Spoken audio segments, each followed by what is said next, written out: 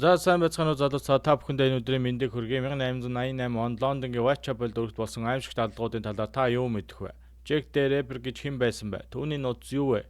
Энэхүү видеоноос бүхнийг мэдэж аваарай. Хэрвээ энэхүү видео манд таалагдана гэж бодож байвал лайка дараад, саба дараад, хонхоо дараад өгөөрэй. Баярлалаа.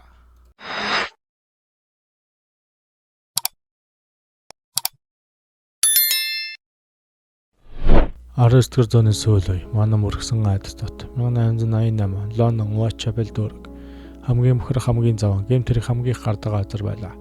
Дуус дүүргийн хамгийн ослоо 2 гудамж байсан. Тэнд маш заван бохор эрүүл ахуй шаардлага хангахгүй 233 байр байгууламж байв. Тухайн байр байгууламжаар өдөрт 8500 гаруй хүн орж гарч хоногддог байжээ. Тухайн гудамжинд архитал, биеийн үнэлэлт, хулгай, дээрм, хүчрхийлгээд бүхэл гэмтэр гардаг байсан. Энэ бүхний донд биеийн үнэлэлт хамгийн их дархсан газар байлаа. Whitechapel дүүрэг манан суунаглаж гудамж бүрэн нэг л гэрэл муутай харанхуй хүмүүс холхилдсон газар байв. Whitechapel дүүрэгт нэгэн өдөр манан маш их бүрхэж хүмүүсийн хаананд ойх, сүүдэр, дуу чимээ нэг л айдас мэдрүүлнэ. Тэр шөнө манан дундаас нэгэн эрэгтэй хүн гарч ирлээ. Түүний хөл доорх чулуунууд тачигнан дугарч гарт нь зэвтэй хутга гялалзан харагдана. Түүнийг хэн ч танихгүй, царайг нь хэн ч харж чадахгүй байлаа.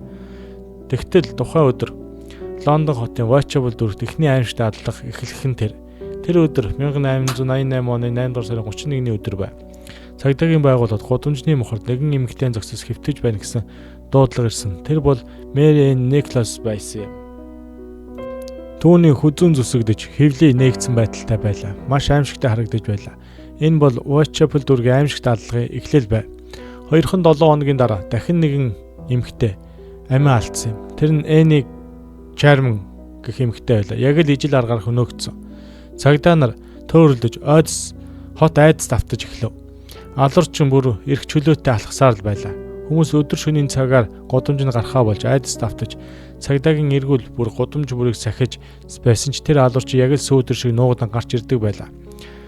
1888 оны 9 сарын 30-ны өдөр болов. Дараалан 2 эмэгтэй Elizabeth Eddowes нар хөнөөгдөжээ. Эхнийх нь амьсгал хураахаас өмнө олдсон ч хүзүүгийн зүссэн учраас ам ирссэн.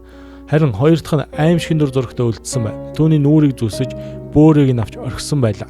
Цагдаа нар гарын жижигэр сэтгэлэн найзаар дүүрв. Түүнээс хойш хууль хяналтын байгууллага алуурчин эрен хайх ажиллагаа бүхий л талаас нь явуулсан боловч тухайн алуурчин олдохгүй байсаар байлаа.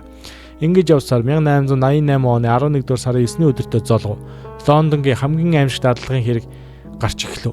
Тэр нь 25 настай Mary Jane Kelly гэх нэртэй эмэгтэй байлаа. Тэр нэгэн бохор заваа өрөөнд амиа алдсан байдалтай аимшигтай хэвтэж байлаа. Хүзүүн зүсэгдэж хэвлий, умаа, бөөр, нүүр, хөл, хөх гэд бүгдийг нь лавсан байлаа. Түүний эргэтнүүдийг яг л мэс заслын аргаар авсан юм шиг маш цэвэрхэн авсан байлаа. Мөрдөгчнөр түүний зөгцийг харахаас айж хоорондоо энэ бол хүмүүс араатнаас аимшигтай алуурч үйлдсэн гэж ам шинэлдний ярилцгааж байв. Ингээд хэрэг гарснаас хойш удалгүй Лондон хотын нэгэн хэвлэлийн газарт нэгэн захиа иржээ. Тэр загталт нь Jack the Ripper гэх хүнээс ирсэн байв. Загтарт аллагуудын явцыг нарийн бичсэн байсан бөгөөд түүнээс гадна 2 загтал хүн ирсэн байлаа.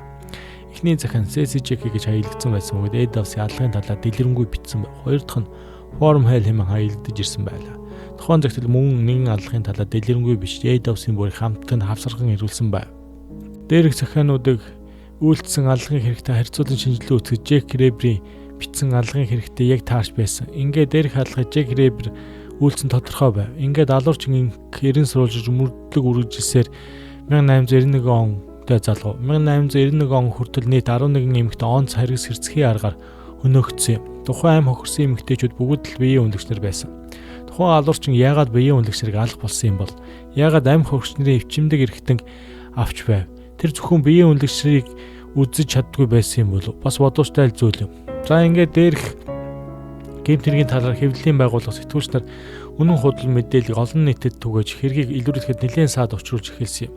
Мөн Jack Ripper нэрийг барьж нэлээд хідэн худал захиаг олон нийтэд түгээж иргэдийг төөрөгдүүлсэн. Мөн түүнээс болж хууль хяналтын байгууллага буюу мөрдөгчнөрт саад учруулж байсан удаатай. Дээрх онц ностой гэмт хэргийн талаар тал бүрээс нь шалгасан боловч тухайн хэрэг өнөөдрийг хүртэл илрээгүй нууц хэвээр л үлдэн түүх болон хадгалагдсан юм.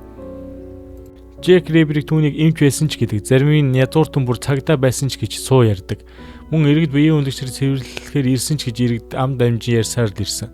Гэвч нэг ч тухай хэргийн талаар нотлох баримт олоогүй бөгөөд Джек Риберийг хэн байсан, юу хийдэг хүн байсан, ямар хүн байсныг ямар ч их сурвалж мэдээл байхгүй үлдсэн юм. Тухайн хэрэг гарснаас хойш Лондон хотын удирдлагууд зарим шинэ хуулийг шинжилж, ариун цэвэр эрэл ахуйн стандартыг шинээр мөрдүүлж, бохир заваа гэмт хэргийн уул уурхай болсон аюултай хороолуудыг нураа шинэ орон сууцыг барьж гэмт хэргийн гаралтанд анхаарал хандуулж эхэлсэн байдаг.